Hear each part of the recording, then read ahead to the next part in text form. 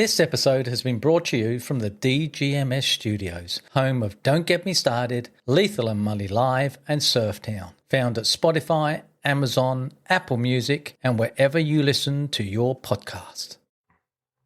Well, it's my pleasure today to sit down and talk with one of Noosa's premier baristas, Sven Benson from Affinity Coffee Collective in Gateway Drive in Noosaville. Sven, thanks for joining me and sitting down talking to me. Thank you, Keith. It's not every day I get a chance to talk to a barista because I'm not that deeply into coffee that I know the ins and outs of the machines or how to make it, what temperature things should be. I am, of course, a coffee lover. My co-host, Lee, and I are on the Great Noosa Coffee Odyssey, so talking to a fellow like you is a bit of a privilege. So let's start with a very simple question. For the average coffee punter like myself, what would be a good, honest coffee? Good, honest coffee nowadays can be summed up by, is it specialty or not? And what makes coffee good is very subjective to people. But what's good for the industry is supporting specialty coffee. So my question to you is, what does specialty coffee mean?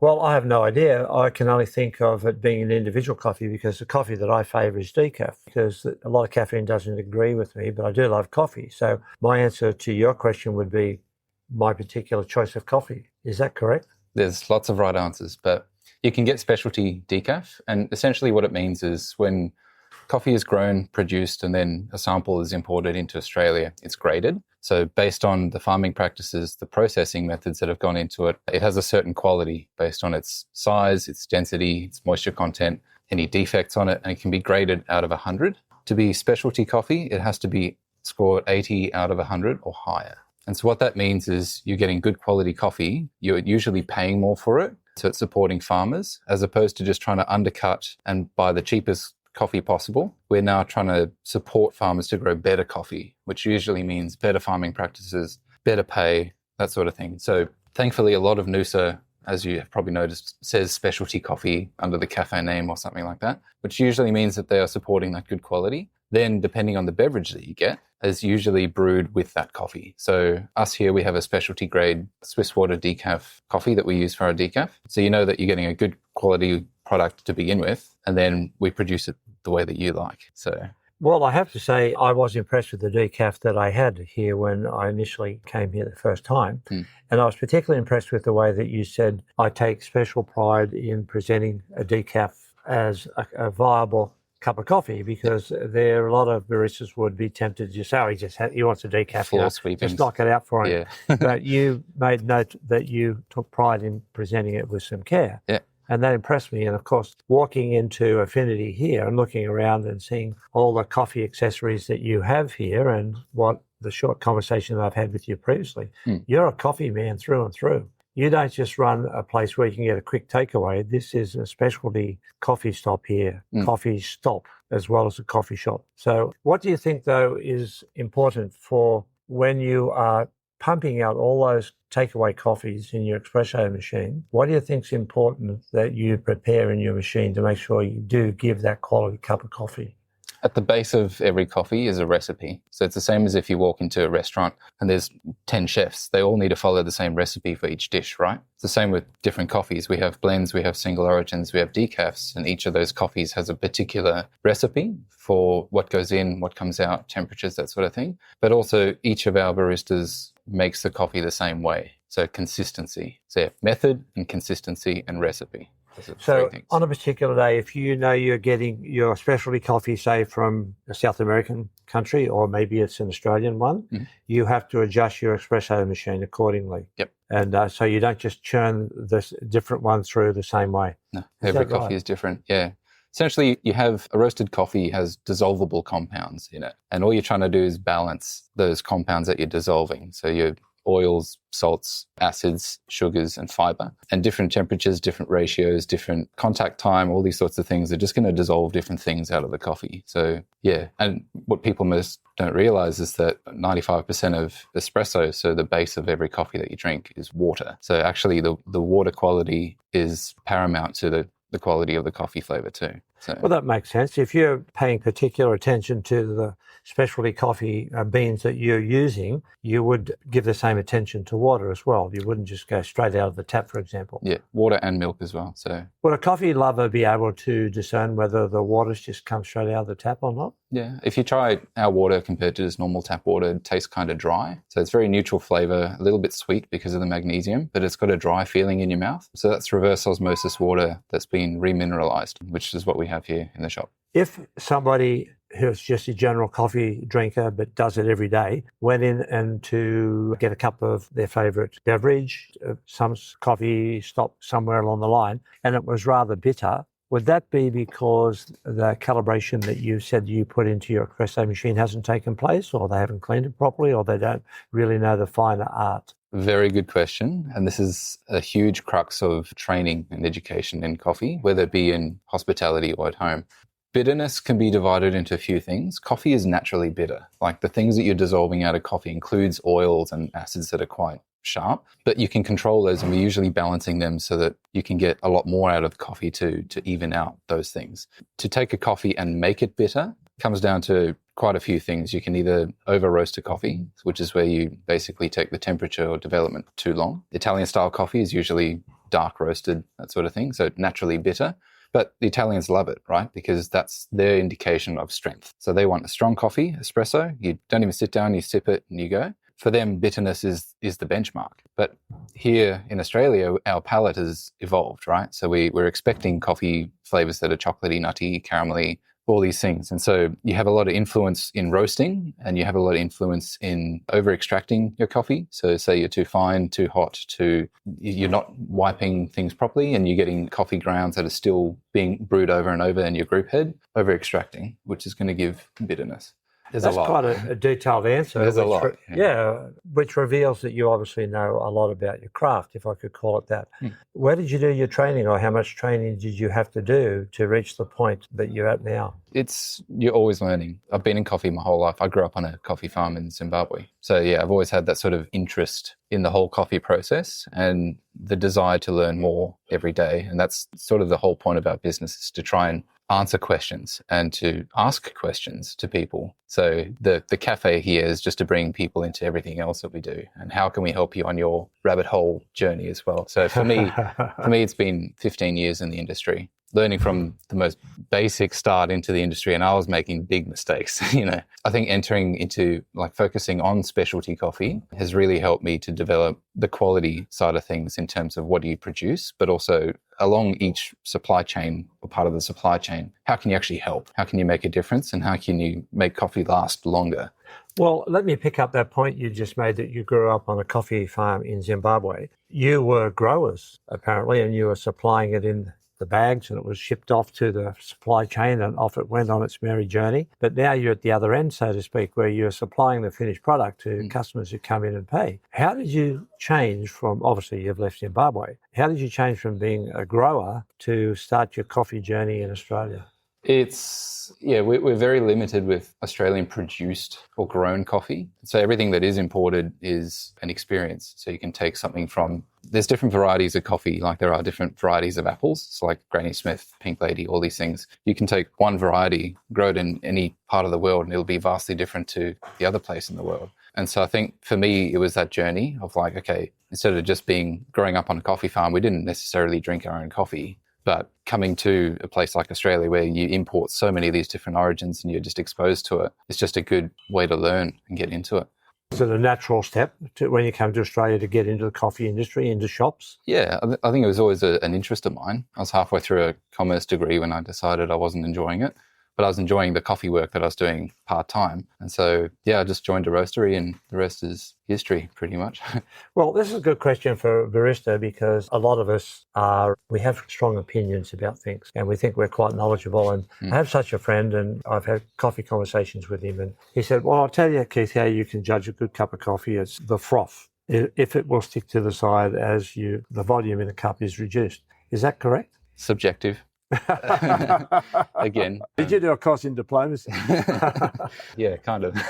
But yeah, I mean, the way that the froth sticks depends on way too many factors. So what is the cup made out of? So glass or ceramic or paper, it's going to stick different. The type of milk, the temperature of the milk, the acidity in the coffee, all these sorts of things. So I guess it's kind of like when you swirl a glass of wine and you admire the legs. It's like every wine has alcohol in it and it's going to have some legs, but there are certain nuances that might stand out to some people and they would be like, oh, great legs. It's just, I don't know. Have you ever said great legs to a coffee before? Your friend might have, yeah. He also said if you see somebody making your coffee on the espresso machine and they've got the little temperature gauge in there, he said they're learners. Usually. Is that correct? Yeah. So, okay, but that would mean that if somebody doesn't have the little temperature gauge in there, then they're obviously experienced and you would have some confidence that that person's making you an honest cup of coffee. As long as they're paying attention to what they do. When you're steaming milk, so that's what it's coming down to, is when you're taking milk from cold to your ideal drinking temperature of 60, 65 degrees, you have a certain amount of time to stretch the milk and also to fold the bubbles that you've just stretched into it.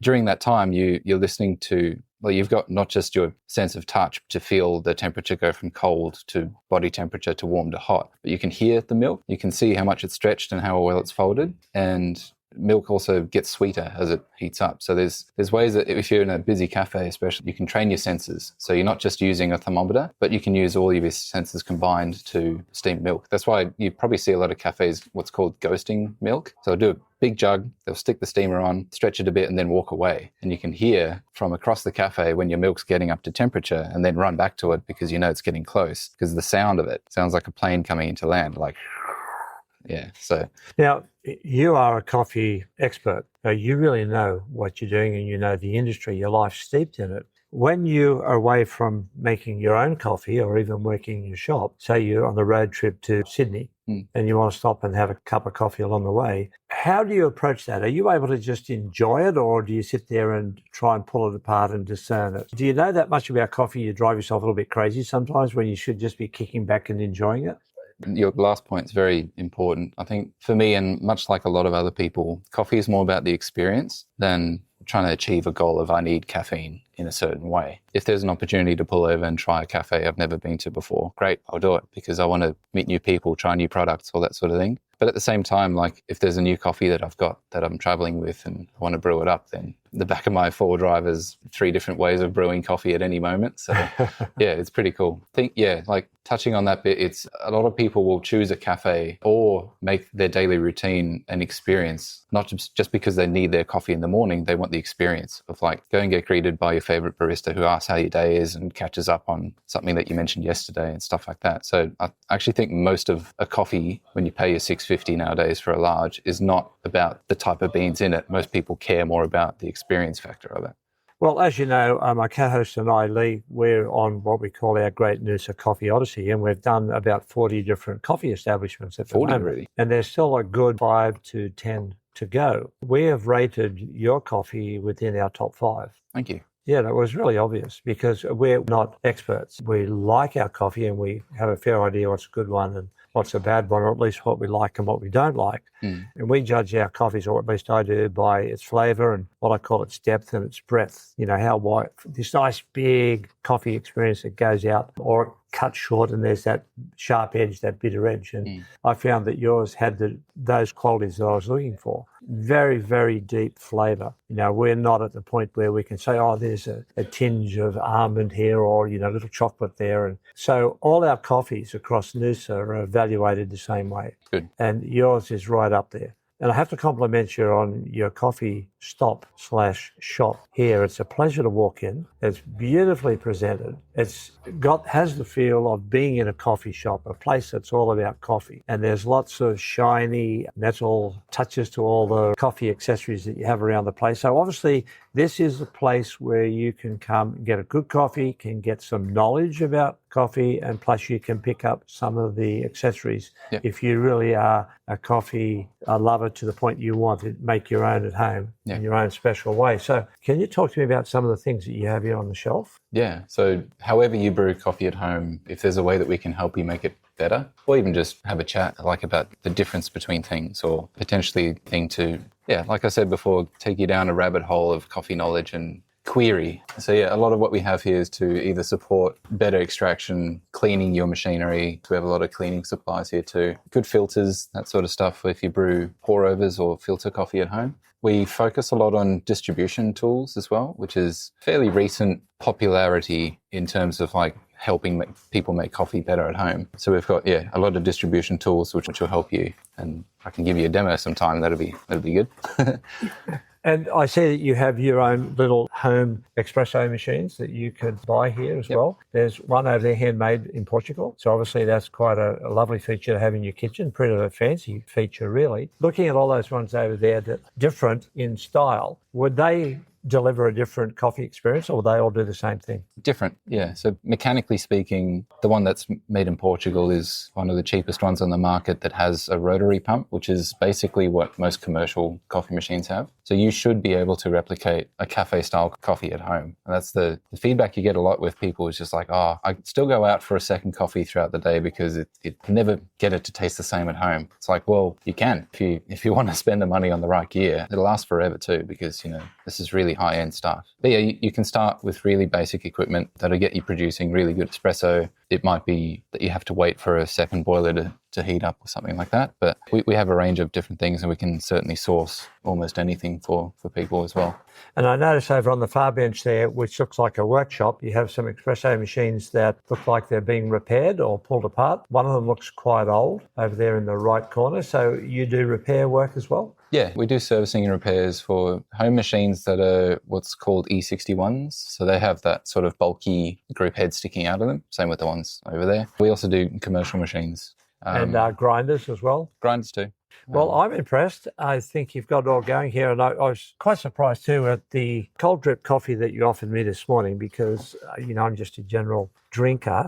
To have a short black type of coffee, which I've had in the past in Italy and other places, which were far too strong for me. I initially said, no, thanks for the offer. But when you explained how it's presented and I had it, I was quite surprised and quite enjoyable, really. I think that's an indication of what you have here in the shop, that things are done right and done to a really high quality. Thanks very much. Thank you. I guess, the core of our business, with the name Affinity, is to have relationships, I guess, with anyone that walks in. And so you were here once, but somehow we got your attention by talking about coffee, and that is what has brought us here. So if we can have this interaction with everyone, that's ideal, right? Because then we can be like, hey, look, where are you at in your coffee journey and how can we work with you? Can we supply you with locally roasted coffees on the bar at any time? Do you need anything? Do you need any help? And that's what we're here for. So yeah. Well, you certainly got my attention, first of all, because Lee and I enjoyed our coffees and we both commented to each other this is top quality amongst whatever we've tasted out there. And then when I complimented you when I left, because I drink decaf, you said, take pride in our decaf. Whereas a lot of the other shops just go, it's just decaf, with frothed water, milk in the top, don't worry too much. But you mentioned that you took special attention to it, and that really stuck. And so I really welcome the opportunity to sit down and talk with you like this, which has been good. Thanks. Is there anything you'd like to say about what you're doing here in Affinity Coffee Collective before we sign off? Just thank you. Thank you to everyone who's made this journey possible so far. And yeah, we'd love to see anyone new listening to this to come in and introduce yourselves and I guess find out more about what we do and how we can work together. Well, just one other last question, really. It's not about coffee. It's about this car that's right in the middle of your whole coffee collective shop stop here. What on earth's going on here? This is my BMW drift car, which we initially brought in for a sort of cars and coffee event that we hosted late last year. It was just for a weekend, but somehow it's stayed.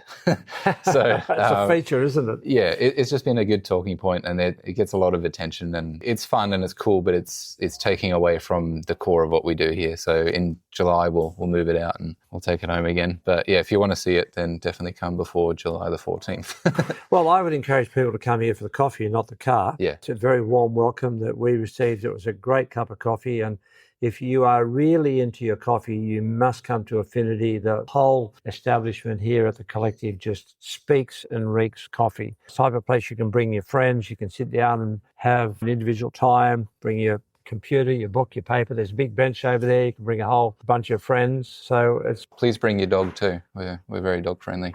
Sven, it's been good to talk with you. Thanks for your time. Thank you, Keith. Pleasure.